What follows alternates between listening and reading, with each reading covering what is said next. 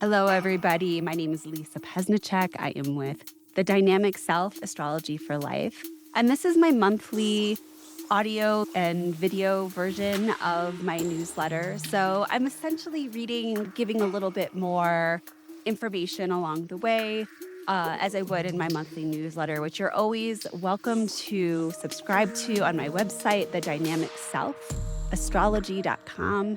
And there you can subscribe. I only send out one email a month, which is my newsletter, which I've received pretty good feedback from. And I think people get a lot of good information as far as what to expect in the month ahead. It's pretty long and detailed, as you can probably tell, and the fact that I can put together this little podcast video as well. So enjoy and let's jump into it. So welcome to January 2026.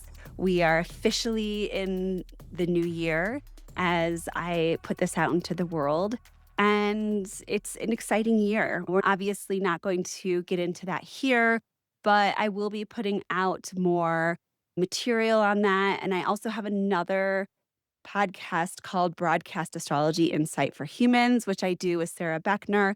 And we just released a more low key conversational commentary and forecasting for 2026. So if you want to check that out, that's available at Broadcast Astrology Insight for Humans, wherever you get your podcasts. So, January 2026, let's do it. As I suspected, December brought substantial levels of heaviness, loss, and consequence, especially towards the end of the month.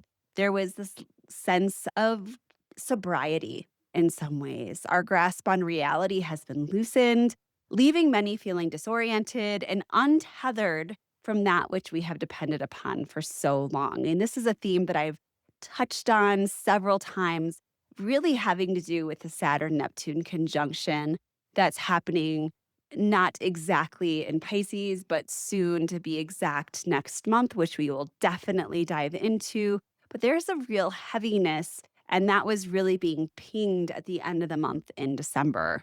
So we may find ourselves leaning into spirituality or escapism in new ways, or just finding solace in maybe some binge watching or a good cry. Or we could just be completely overwhelmed and exhausted and needing to take some extra naps and that sort of thing. So honor that. If you're not feeling like you have all engines go at this moment, that's okay. That's where you're supposed to be. I hope that you did find some time to relax and recover this past month, partially because last year was a big year. And as we start going into these next months, first, February is going to be big, and then the summer's going to be big as well. There's going to be not a lot of time for rest and relaxation. So take the rest, take the repose wherever you can. So while January, again, doesn't look to be jolting us into the quantum leap that 2026 will eventually land us in, there are moments of great consequences and substantial power struggles embedded in this month, as well as a sense of renewal and rebirth. We are invited to look past the facade of our social structures and interior spaces and sit with the shadows, the pain and the struggle, which is inherent to all life, and be okay with and even find beauty within the shadows and even the pain. January offers us a time of deepened contemplation, a moment to really peel away the layers of life so that we can show up more authentically and make an impact on the world. Even if that reach is very small, don't get concerned about that. Also, new smaller cycles are being initiated in January, allowing for new visions and renewed vows to the magic within us. First, we will explore the Cancer full moon, which takes place on January 3rd, 2026 at 5:02 a.m. Eastern Standard Time and is situated at 13 degrees Cancer, 1 minute. We have the moon in Cancer, the sun in Capricorn, thus we have the full moon. Most notably, the sun is surrounded by, on either side, Venus and Mars, illuminating the nearly simultaneous conjunctions that both of these planets will perfect in the coming days, both with the sun and also with one another. So it's a really powerful Venus Mars time in the beginning weeks of January, which is great. It is very rare for Venus and Mars to simultaneously conjoin the sun. Venus will do so on January 6th, and Mars will do so on January 9th. And this moment ushers in a new 1 year cycle for Venus because Venus reaches the sun and has this new moon moment every year, and a 2 year cycle for Mars because approximately every 2 years, Mars returns to the sun and has its new moon moment. Similarly, Venus and Mars meet up approximately every 2 years as well. And so we have that new moon moment happening at the same time. So, all of this, the new moon represents this seed planting, this regeneration, this new dream being put into place, which is a very potent symbolism this month as well. So, most commonly, Venus and Mars together indicate physical union, passion, and love, as well as the power of creation in general. This powerful conjunction occurring with the sun and close to a full moon encourages us to balance the masculine and the feminine energies within us and in life around us as much as we can. Venus represents the finer things in life, the part of our life that can inspire us to fight and defend against perceived threats, which is the Mars function. If it weren't for the people and the things in our life that we love, which is Venus, then we would not be drawn to disputes or even to war, likely, which is Mars. So we have these two working with one another. And while we often see Venus as being the peace, which it is, it's also the reason, the core inspiration for why we go to war, to protect our loved ones, to protect our country, to protect our home, and that sort of thing. And so we have these two opposites supporting one another and working off of one another. These fundamental human experiences exist in relation to one another and are central to the procreation of human life of all shapes and forms. And when you start to look more metaphorically into life, you'll see this play out over and over again. And Mars can be inspired and driven through the beauty of Venus in order to create art, to create children, to create a new business. And that's this procreation that I'm speaking to. So, around this time, what can you conceive of? Allow the fertility of this week to inspire you towards either a new or a refreshed goal. This is a time when just finding that inspiration within you. Like, what are you fighting for? What are you working for? Are you just working to work, or is there something bigger and something more generative that inspires love and protection in you? Is that why you're putting all this effort towards your goal? So, the Cancer full moon and the week following it could be inspiring for new creative endeavors. And the full moon is also aligned with Uranus, inviting new personal expression and innovation. And the moon is also widely conjunct to Jupiter, inviting fertile germination and success in whatever you put your mind to. So there's a lot of juiciness with this full moon that we have at the beginning of the month. In a month that will soon feel intense and possibly overwhelming, take advantage of this first week and a half to reinvent yourself and enjoy the finer things in life. Yes, the new year often propagates this kind of action, but the Cancer new moon actually provides the energetic push that you might need in order to take it and put it into manifest it in your life. And next, we'll look at Jupiter retrograde in Cancer. And the real emphasis of this section of time is that as the faster moving planets make their way through the sign of Capricorn through January, they will be applying to oppositions to Jupiter in Cancer. This will occur from January 9th to about the 14th. So it's all happening in a very condensed piece of time. So, first Venus, then the sun, then Mars and Mercury finally will oppose an enlightened and hopeful Jupiter in the sign of its exaltation, which is really nice. All of this will be occurring on the heels of the sun's conjunction with both Venus and Mars, as we just spoke to. All of these personal planets, Sun, Mercury, and Venus, have regular annual conjunctions and oppositions to Jupiter. So it's not such a big deal that's happening. What's more important is that they're all happening at one time. And what kind of puts the exclamation point on all of this activity is that Mars moves a bit slower and therefore could make the largest impact of all of them and isn't regularly traveling so closely with all of these more personal planets. And so it could really have the largest impact of all of them. And Mars is the outlier here.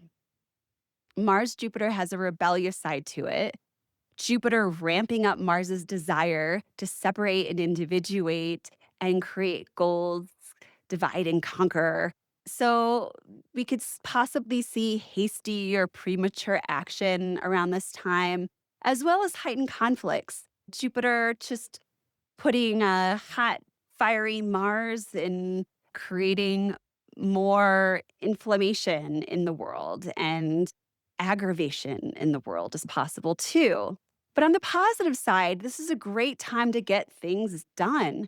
Similar to the Venus Mars combination, Mars Jupiter has a creative and active element to it, driven to create bounty and opportunity. So there's this whole kind of wave of opportunity and the desire to germinate something new or even maybe get a clearer view because it's more like the full moon, the opposition relationship between the planets, where you're like, yeah, this is a real opportunity that I have in my life. I'm going to take advantage of it. I'm not going to sit on the sidelines anymore.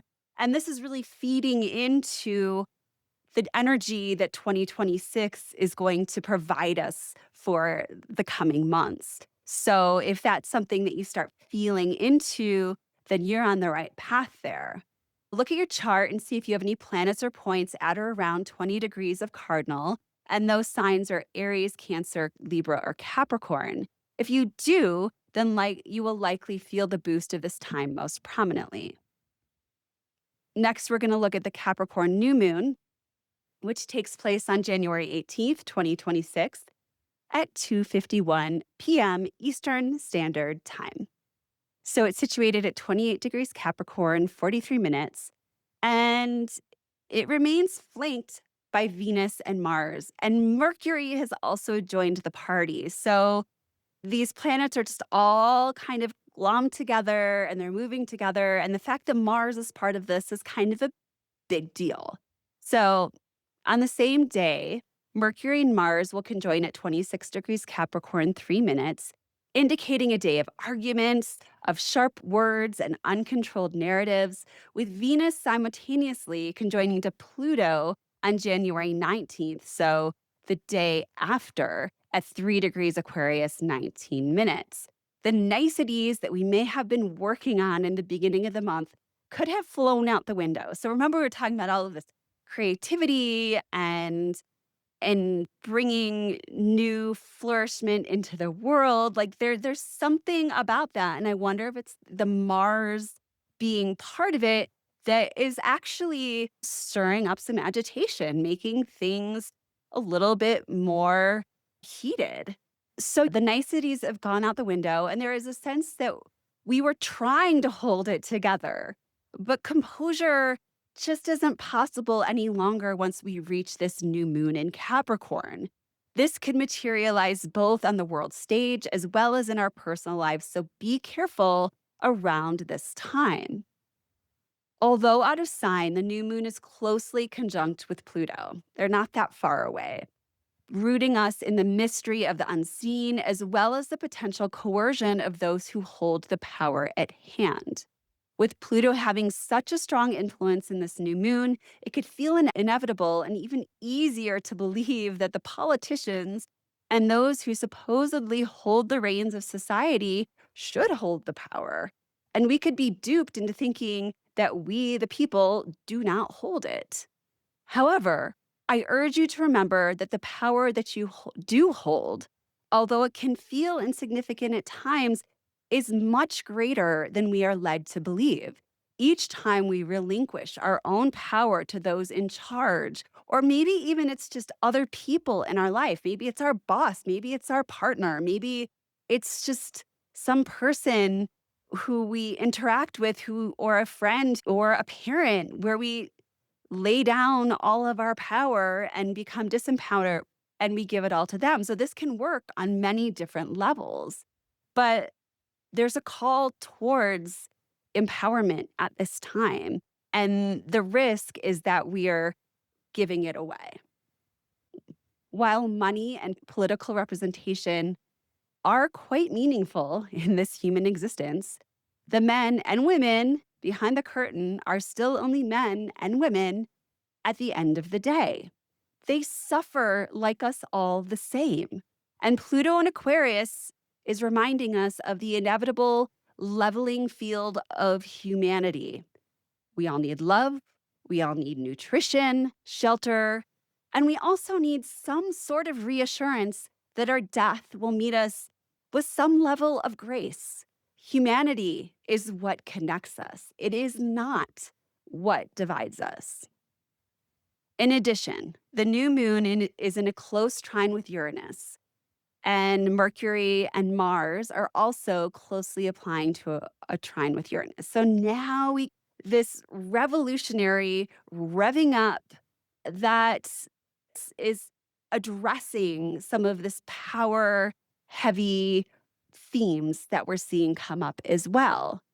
And we could see calls for liberation and overall excitability in the air. We will begin to see some inklings of the movement towards events that will unfold in the coming months because this is a reflection, a weaker reflection of a much stronger energy that we're going to be experiencing later in the year. So stay aware of what's happening, and the invitation with that Uranus is that, hey, I am empowered. I am somebody who can take charge in my own life and be aware of how you're giving it away to other people, and also be open to seeing the new perspective of, oh, it's me. It's all within me. So check to see what you have the late degrees, around 28 degrees of cardinal signs, which is Aries, Cancer, Libra, and Capricorn, as well as the early degrees around 3 degrees-ish and before that of fixed signs, which is Taurus, Leo, Scorpio, and Aquarius. Our final exploration is the Pluto conjunctions, which we've already started speaking to because this new moon was pretty close to being in conjunction to Pluto and was already very active. This month really ends with some distinct intensity. And again, it was born out of this Capricorn new moon. As the faster moving planets make their way into Aquarius, which inevitably happens once they make their way through Capricorn, they will immediately conjoin with Pluto at 3 degrees Aquarius. As noted prior, Venus will make this conjunction on January 19th, which is the day after the new moon.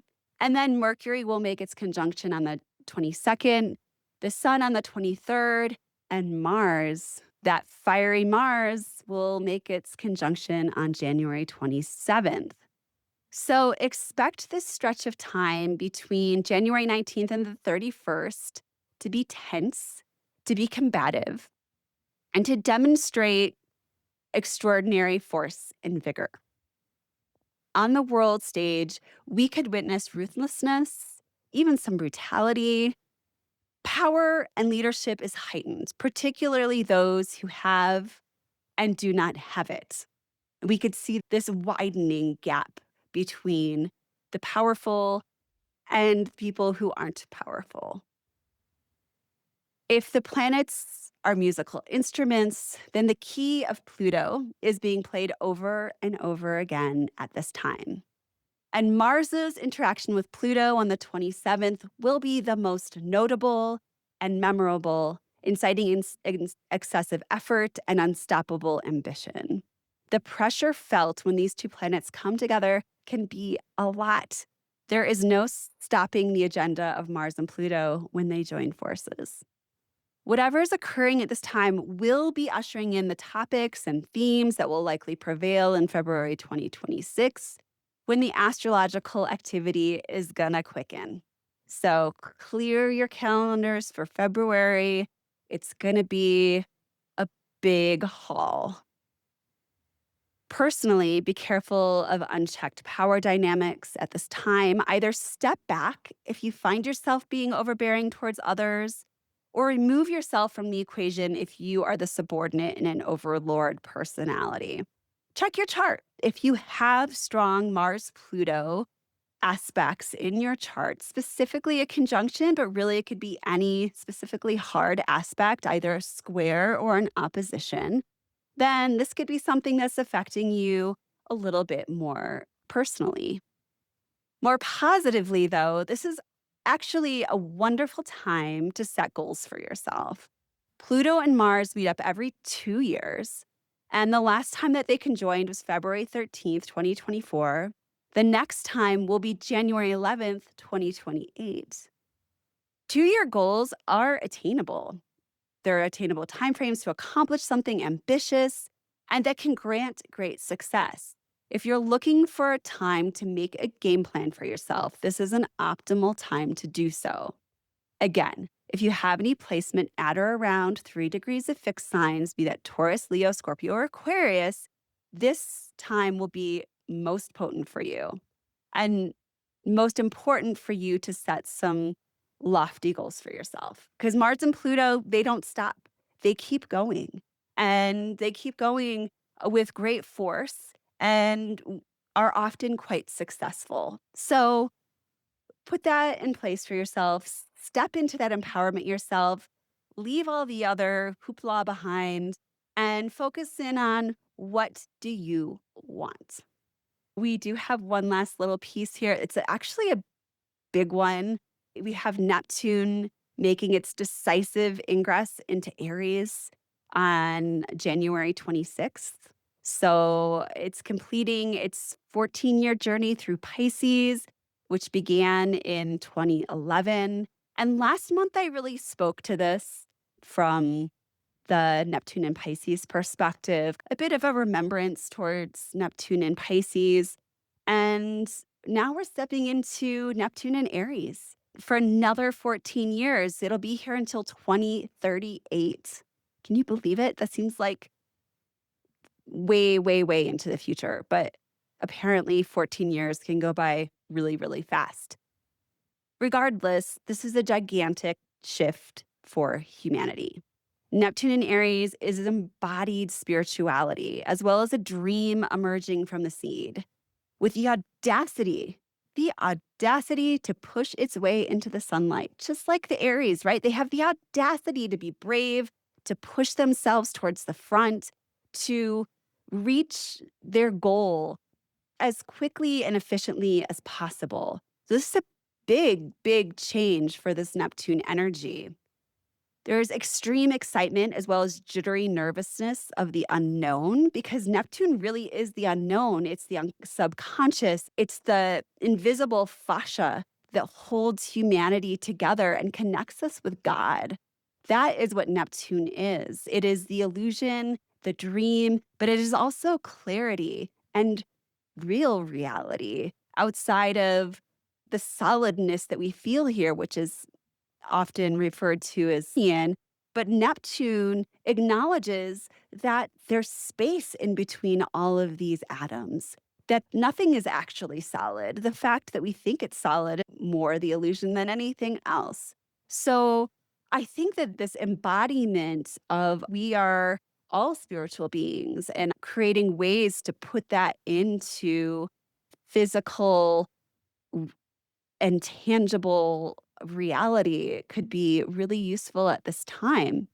But Aries, like a toddler or a puppy like we just got, is a little bit unpredictable at times. It can get a little squirrely at times and chew on things you don't want it to and pee in the house. So there is that part that can be a little bit unnerving. But there is extreme excitement. And like I said, it's also a jittery nervousness about this unknown. Anxiety can run high because we stand on a great void, a void that holds new stories yet to be written by each of us. If you're feeling the uneasiness of the unknown at this time, then you are exactly where you need to be. You have arrived at precisely the correct place. So, welcome. What dream seed within you is ready to germinate and grow into something completely new? So, in closing, take advantage of the beginning of January to orient yourself and allow yourself to be playful with new ideas. 2026 is all about taking chances and maybe even being a bit absurd along the way. The middle and end of the month will throw some distinct curveballs, requiring us to either hold our own or bow out altogether if that serves us best. As pressures and power struggles build around us, maintain a level of curiosity and even separation surrounding the world drama. It is our own convictions that will ultimately carry us forward. Finally, make a 2-year plan at the end of the year. Be bold and maybe a bit out there. Take accessible and fun steps every day towards making this goal manifest in the coming years. The key to manifestation is ease. Make it easy for yourself and have fun in the process. Happy 2026 to each and every one of you. I am forever grateful for your support, honestly. Please forward this video to those who you think might enjoy it. That really helps. I am just really grateful for all of you, and happy 2026. We are taking the first step forward into this unknown world. The new year actually astrologically doesn't begin until March 20th. And according to Chinese New Year, it doesn't begin until the Aquarius new moon, which happens to be an eclipse on February 17th. So we are easing our way in. You've got this. So happy to be here with you. And I will see you next month. Bye, everybody.